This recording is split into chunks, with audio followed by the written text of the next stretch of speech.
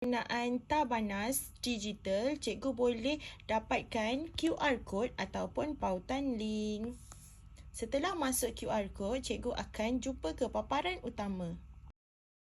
Baiklah, ini merupakan paparan utama Tabanas iaitu tambah bawah naik 1. Murid boleh mengakses permainan ini dengan mengklik pautan atau menimbas kod QR yang disediakan. Ada paparan utama. Terdapat dua aras pembelajaran iaitu aras 1, tambah 2 digit dengan 1 digit. Aras 2, tambah 2 digit dengan 2 digit. Murid boleh memilih aras mengikut tahap penguasaan masing-masing. Seterusnya, Tabanas menggunakan 4 langkah mudah berdasarkan konsep depan naik, belakang kekal. Langkah 1, tambah rumah sah. Murid perlu menambah nombor pada rumah sah dan memasukkan jawapan penuh dalam bentuk 2 digit. Sebagai contoh, 5 tambah 7 bersamaan 12. Murid perlu menaip jawapan penuh iaitu 12.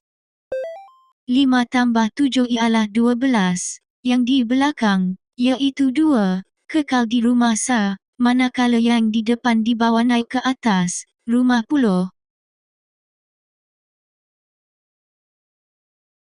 Langkah 4, tambah nilai di rumah puluh. Murid perlu menambah 1, 4 dan 3 untuk mendapatkan jawapan akhir. Jika jawapan yang dimasukkan salah, sistem akan memberikan maklum balas dan murid boleh mencuba semula. Cuba lagi. Tahniah, anda sudah pakai Tabanas.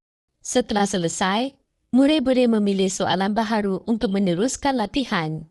Pelbagai soalan disediakan bagi memberi peluang kepada murid mengukuhkan kefahaman terhadap kemahiran tambah mengumpul semula. Sebagai contoh, bagi aras 1, 2 digit tambah 1 digit. 9 tambah 1 ialah 10.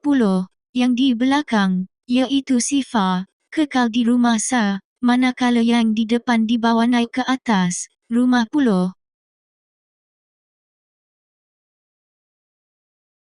Cuba lagi. Tahniah, anda sudah pakai Tabanas. Melalui pendekatan ini, murid dapat melihat proses mengumpul semula secara berperingkat dan lebih sistematik, sekaligus membantu mereka memahami konsep tambah mengumpul semula dengan lebih mudah dan bermakna.